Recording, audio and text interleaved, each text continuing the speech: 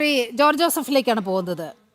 ഈ ഇടക്കാല കുറ്റപത്രം സമർപ്പിക്കുന്നതിൽ എന്താണ് തടസ്സം? അങ്ങൊന്ന് വിശദീകരിക്കാമോ? ഇത്തരം കേസുകളിൽ ഈ 90 ദിവസത്തിൽ സ്വാഭാവിക ജാമ്യം കിട്ടുമെന്നുള്ളത് എല്ലാ പോലീസ് ഉദ്യോഗസ്ഥർക്കും അറിയാവുന്ന കാര്യമാണല്ലോ.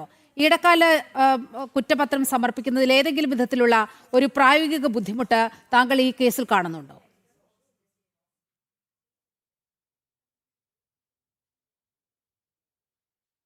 തീർച്ചയായിട്ടും പ്രായോഗിക ബുദ്ധിമുട്ടുണ്ട്. കാരണം നമുക്ക് ഈ കേസിൻ്റെ കോംപ്ലിസിറ്റി നമുക്കറിയാമല്ലോ. എത്രയോ വർഷത്തെ ഒരു തട്ടിപ്പാണ് നടന്നത്. അപ്പോൾ അത് നമുക്കൊരു 90 ദിവസം കൊണ്ട് അന്വേഷിച്ച് പൂർത്തിയാക്കാൻ കഴിയില്ല. ഇടക്കാല കുറ്റച്ചാർജ് നമ്മൾ കൊടുത്തു കഴിഞ്ഞാൽ അത് ഡിഫക്റ്റീവ് ആവും. നമ്മുടെ ദിലീപ് കേസിനകത്ത് നമ്മൾ കണ്ടല്ലോ, ആദ്യം ഒരു കുറ്റച്ചാർജ് കൊടുത്തതിന് ശേഷം എത്രയോ അന്വേഷണം മുന്നോട്ട് നടന്നിട്ടാണ് അത് കൺക്ലൂഡ് ചെയ്യാൻ പറ്റിയത്. ഇവിടെ നമ്മൾക്കൊരു പ്രാഥമികമായ ഒരു കുറ്റച്ചാർജ് കൊടുത്തു കഴിഞ്ഞാൽ അത് ഡിഫക്റ്റീവ് കുറ്റച്ചാർജ് ആകുമെന്നാണ് എനിക്ക് തോന്നുന്നത്. കാരണം ഇതിൻ്റെ കോംപ്ലിസിറ്റി അത് അങ്ങനെയാണ് പോകുന്നത്. അതുകൊണ്ട് വളരെ അവധാനതയോടെ പോകണം. കാരണം ഇതിനകത്ത് ഇപ്പം തന്നെ ഇവിടെ ISROയുടെ അവരുടെ പരിശോധനയിൽ അതിനൊരു കൃത്യത വന്നില്ല. നമ്മളിപ്പോൾ ചാർജ് കൊടുക്കുമ്പോൾ അങ്ങനെ ഒരു സാധനമല്ലേ കോടതി കൊടുക്കാൻ ഒക്കുള്ളൂ. അപ്പോൾ അതുകൊണ്ട് ഇത് 90 ദിവസത്തിനകം ഒരു അന്വേഷണവും പൂർത്തിയാക്കത്തില്ല ഉറപ്പാണ്. ഞാനതുകൊണ്ട് ഇതിനകത്ത് അറസ്റ്റ് ചെയ്യാനുള്ളവരെ എത്രയും പെട്ടെന്ന് അറസ്റ്റ് ചെയ്തങ്ങ് തീർക്കുക. അതിനുശേഷം ഇൻവെസ്റ്റിഗേഷൻ അങ്ങ് കൃത്യമായിട്ട് പോട്ടെ. ജാമ്യത്തിൽ പോകുന്നെങ്കിൽ പൊക്കോട്ടെ എന്നാണ് ഞാൻ പറയുന്നത്. കാരണം നമുക്കിപ്പോൾ അത് മനസ്സിലായി. ഈ പറയുന്ന രീതിയിൽ മറ്റുള്ള കേസ് പോലെ നമുക്കൊരു 90 ദിവസം അന്വേഷണം എങ്ങും എത്തില്ല ഈ കേസിനകത്ത്. കാരണം അത് 4 സ്റ്റേറ്റുകളുടെ ഇടയ്ക്ക് ഉള്ള ഒരു ഇൻ്റർ സ്റ്റേറ്റ് മാറ്റർ ഇതിനകത്ത് ധാരാളമുണ്ട്. ഇതിനകത്ത് നേരത്തെ പറഞ്ഞല്ലോ വിദേശത്തിട്ട് എന്തെങ്കിലും കടത്തിയോ എന്ന് നമുക്കറിയില്ല. എങ്കിലും ഇപ്പം വരുന്ന വാർത്തകൾ അവിടെ ഉണ്ടായിരുന്ന കട്ടിലപ്പാടിയും മറ്റുള്ള ആദ്യത്തെ ആ പാളി അത് അവിടെ തന്നെ ഉണ്ട് എന്നുള്ള വരുന്നുണ്ട്. പക്ഷേ അതിൽ നിന്ന് സ്വർണ്ണം അടിച്ചു മാറ്റുകയാണെന്ന്. പക്ഷേ ശബരിമലയിൽ ഏറ്റവും കൂടുതൽ കൊള്ള നടക്കുന്നത് അത് ഈ സ്വർണ്ണ തട്ടിപ്പിലല്ല എന്നാണ് ഞാൻ പറയുന്നത്. കാരണം വർഷങ്ങളായിട്ട് അവിടെ വന്നു ചേർന്ന ഓരോ ഭക്തർ വന്ന് അവിടെ എറിഞ്ഞു കൊടുക്കുന്ന സ്വർണത്തിൻ്റെ ധാരാളമുണ്ട്. അത് ആ ഭക്തി മൂത്ത് കഴിയുമ്പോൾ അവർ കൈയിരിക്കുന്നതും കൂടെ അവർ കഴുത്ത് അണിഞ്ഞ് സ്വർണ്ണമാല വരെ കൊടുത്ത ചരിത്രങ്ങളിലൂടെ ഉണ്ട്. അതിങ്ങനെ കൊടുത്തുകൊണ്ടിരിക്കുകയാണ്. അപ്പോൾ അതുകൊണ്ട് ആ എമൗണ്ട് എത്രയാണെന്ന് ഇതുവരെ അത് ED ഇപ്പോൾ അതിലോട്ട് വരുന്നുണ്ട്. അത് നല്ലൊരു കാര്യമായിട്ട് എനിക്ക് തോന്നുന്നു. കാരണം അവരുടെ സെക്കൻഡ് സ്റ്റേജ് മുഴുവൻ ശബരിമലയിൽ ഇതുവരെ ഉണ്ടായിരുന്ന കൊള്ള എന്താണെന്ന് സ്വർണ്ണത്തെക്കാട്ടിലും അപ്പുറമുള്ള കൊള്ള നടന്നിരിക്കുന്നു. അതിലോട്ട് വരുന്നത് നല്ലതാണ്. അത് ED അത് കണ്ടെത്തുമെന്നാണ് ഞാൻ കരുതുന്നത്. അവർ 2 സ്റ്റേജായിട്ട് അത് അന്വേഷണം നടക്കുന്നത്. ഇവിടെ നമുക്ക് ഈ ശബരിമലയിലെ കേസിൻ്റെ അന്വേഷണം കുറച്ച് അത് ജാമ്യത്തിൽ പോകുന്നവരെല്ലാം പൊക്കോട്ടെ. കാരണം നമുക്കൊരു ഡിഫെക്ഷൻ അല്ലെങ്കിൽ ഡിഫക്റ്റീവ് അല്ലാത്ത ഒരു കുറ്റച്ചാർജ് കൊടുക്കാൻ പറ്റുമല്ലോ. നല്ല കൃത്യമായ ഒരു കുറ്റച്ചാർജ് കൊടുക്കാൻ പറ്റും. അത് ഹൈക്കോടതിയുടെ ഒബ്സർവേഷൻ ഉള്ളത്. ഈ കേസിന്റെ ഒരു സങ്കീർണതയെക്കുറിച്ച് പറയുമ്പോൾ പോലും ഈ പുറത്തിറങ്ങി പോകുന്നവർ നിസ്സാരക്കാരല്ല, അങ്ങേയറ്റം സ്വാധീന ശക്തിയുള്ളവരാണ്. അവരാണ് ഈ സ്വർണ്ണക്കൊള്ളയുടെ മാസ്റ്റർ മൈൻഡ് എന്ന് വിശേഷിപ്പിക്കാവുന്നവർ. അവർ പുറത്തിറങ്ങുമ്പോൾ കുറെ പ്രതികൾ ഈ ജയിലിലേക്ക് പോകാനുള്ള കുറെ ആളുകൾ വരിവരിയായി നിൽക്കുകയാണ്. ഇവർക്കൊക്കെ സ്വാധീനിക്കാൻ കഴിയും.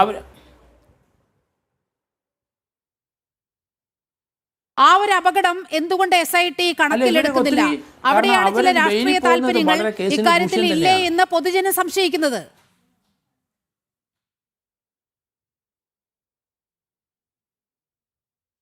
അത് സ്വാഭാവികം. കാരണം ഇതിൻ്റെ കോംപ്ലിസിറ്റി അനുസരിച്ച് നമുക്ക് 90 ദിവസം ചാർജ് ഷീറ്റ് കൊടുക്കാൻ കഴിയും. ഞാൻ എത്രയോ കേസുകൾ അന്വേഷിച്ചുകൊണ്ടാണ് ഞാനത് പറയുന്നത്.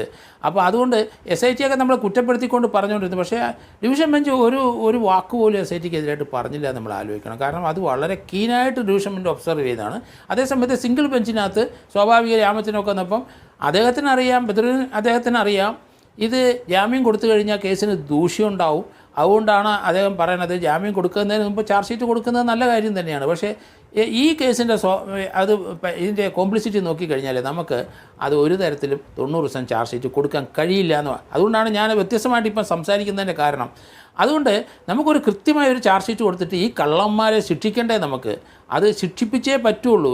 കാരണം ഇതുപോലെ നമ്മൾ ഒരിക്കലും പ്രതീക്ഷിക്കാത്ത രീതിയിലുള്ള ഒരു ഹൈക്കോടതിയുടെ ഒരു ഒബ്സർവേഷനാണ് നമ്മളിത് കണ്ടുപിടിച്ചത്. ഒരു ചെറിയ സമ്മതിയിലാണ് ഹൈക്കോടതി ആ കയറ്റ പിടുത്തം മുറുക്കിയത്. അതുകൊണ്ടാണ് ഇത്രയും വലിയൊരു കൊള്ളയാണല്ലോ ഇന്ത്യയിൽ ഈ ശബരിമലയിൽ നടന്നത്. മറ്റൊരു ക്ഷേത്രത്തിൽ ഇത്രയും വലിയ കൊള്ള നമുക്ക് കാണാൻ പറ്റുന്നില്ല. കാലാകാലങ്ങളായിട്ട് ഏത് ഭരണകക്ഷി വന്നാലും ശരി അവർ ശബരിമലയ്ക്ക് കിടന്ന് കടുംപിടുത്തമാണ്. അങ്ങനെ കടിപിടി കൂടി അവർ പലരും ശബരിമലയിലെ പ്രസിഡന്റുമാരായിട്ടും അവിടുത്തെ മെമ്പർമാരായിട്ടൊക്കെ വന്ന് തട്ടിപ്പ് നടക്കുകയല്ലേ ഇത്. അത് ഈ സ്വർണം പൂശിയത് മാത്രമല്ല തട്ടിപ്പ് വരുന്നത്. അവിടെ കാണിക്കവഞ്ചിയിൽ വരുന്ന അവിടെ ഓഫറിങ് വരുന്നതും ശബരിമല വരുന്ന എത്ര കോടിക്കണക്കിന് ഇപ്പം 42 ഈ കഴിഞ്ഞ ഇതിന് 42 കോടി രൂപയുടെ നടവരവാണ് ഒരു സീസണിൽ പറഞ്ഞിരിക്കുന്നത്. അപ്പം വരുന്ന സ്വർണം വരുന്നതിനനുസരിച്ച് ഈ സ്വർണം ഇതിനനുസരിച്ച് സ്വർണം കൂടെ വരുന്നുണ്ട്, അതിനൊന്നും ഒരു കണക്കുമില്ല, അതെല്ലാം തട്ടിച്ചടിച്ച് മാറ്റിക്കൊണ്ട് പോവുക. അപ്പോൾ അതുകൊണ്ട് SIT ഈ ആൾക്കാർ ജാമ്യത്തിൽ പോകുന്നതിൽ നമ്മൾ വറി ചെയ്യേണ്ടെന്നാണ് ഞാൻ പറയുന്നത്. അത് കൃത്യമായിട്ട് അവരുടെ പേരിൽ കുറ്റച്ചാർജ് തയ്യാറാക്കുന്നതിലാണ് SITയുടെ മികവ് കാണുന്നത്. ഇനി വേറൊരു അന്വേഷണ ഏജൻസി വരുന്നതിന് തടസ്സമില്ല, പക്ഷേ ആ വരുന്നതുകൊണ്ട് കാരണം നമ്മൾ അതിൽ കൂടുതൽ കാര്യങ്ങൾ SIT ഇവിടെ ചെയ്തു വെച്ചിട്ടുണ്ട്. കാരണം ഇവരെ കൈവിട്ട് പോകുന്ന കാര്യങ്ങളെല്ലാം ചാക്കിട്ട് പിടിക്കുക അല്ലെങ്കിൽ നെറ്റിനകത്താക്കിക്കളയും നമുക്ക് ED. അപ്പോൾ അതുകൊണ്ട് പേടിക്കണ്ട. കാരണം ഓവർഫ്ലോ ചെയ്ത് പോയി ആരൊക്കെ പണം അവർ കൈവശപ്പെടുത്തിയിട്ടുണ്ടോ ആ ഏരിയയിലൊക്കെ 21 സ്ഥലങ്ങളിലെ റെയ്ഡ് നടത്തിയതിൽ അവിടങ്ങളെല്ലാം എത്തിക്കഴിഞ്ഞിരിക്കുന്നു. അവരൊരു 33-34 പേരുടെ വീടുകളിലാണ് മൊത്തമായിട്ട് റെയ്ഡ് നടന്നിരിക്കുന്നത്. അതുകൊണ്ട് നമ്മൾ പേടിക്കേണ്ട, SIT ഇവിടെ ഉണ്ട്.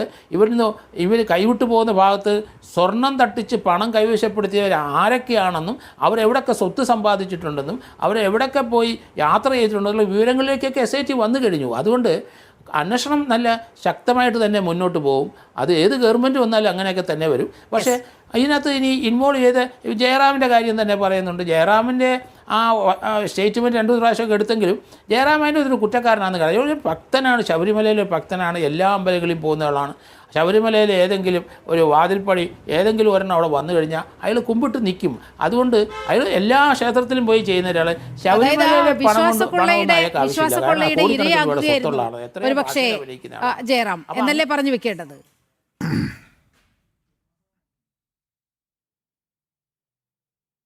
അതെ, അങ്ങനെ തന്നെ, അത് തന്നെ ഞാൻ പറഞ്ഞു വരുന്നത്. അങ്ങനെയുള്ളവരെ വിട്ടുകളയാം നമുക്ക്. അതൊന്നും കാരണം അത് ഭക്തന്മാരായ അങ്ങനെ ധാരാളം പേര് അവർക്കൊക്കെ കാരണം ശബരിമലയിൽ വന്ന് ഈ കള്ളം പോറ്റി വന്ന് പറഞ്ഞാലും ശരി, അവിടെ നമുക്ക് കുറച്ച് സ്വർണം വേണം, അവിടെ പൂശാനാണെന്ന് പറഞ്ഞാൽ എല്ലാവരും വാരിക്കോരി കൊടുക്കുന്നേ. അങ്ങനെ കൊടുക്കുന്ന ധാരാളം പണങ്ങൾ വന്നു ചേർന്നു. അത് ഈടിക്കേ പിടിക്കാനൊക്കെ ഉള്ളൂ. ആ പണം എവിടെയെങ്കിലും പോയി ഇൻവെസ്റ്റ് ചെയ്തിട്ടുണ്ടല്ലോ, അല്ലെങ്കിൽ ആ പണം ബാങ്കിൽ കൂടെ കുറേ പേരുടെ പലരുടെ അക്കൗണ്ടിൽ കൂടെ വന്നിട്ടുണ്ടല്ലോ, അതിലോട്ടൊക്കെ ED വരും. അതുകൊണ്ട് അതേപ്പറ്റി എനിക്കൊരു വറിയൊന്നുമില്ല. കാരണം അവർ മാസീവായ ഒരു റെയ്ഡില്ലേ കേരളത്തിൽ നടത്തി. എത്ര സ്ഥലത്താണ് 110ഓളം അന്വേഷണ വ്യത്യാസം സൈമിൾട്ടേനിയസ് അൺഎക്സ്പെക്റ്റഡ് ആയിട്ട് SIT അറിഞ്ഞില്ല, ഗവൺമെൻറ് അറിഞ്ഞില്ല, ആരും അറിഞ്ഞില്ല. അൺഎക്സ്പെക്റ്റഡ് ആയിട്ടാണ് ED വന്ന് റെയ്ഡ് നടത്തി. അവർക്ക് കിട്ടാനുള്ള റെക്കോർഡുകളെല്ലാം കിട്ടിയിട്ടുണ്ട്. ആരൊക്കെ പ്രതിയായവരും പ്രതിയാകാൻ സാധ്യതയുള്ളവരുടെ അങ്ങ് പറഞ്ഞു വരുന്നത് ED വന്നതോടുകൂടി അത്തരത്തിൽ ആശങ്കകൾക്ക് പ്രസക്തിയില്ല എന്നാണ് അങ്ങ് പറഞ്ഞു വരുന്നത്.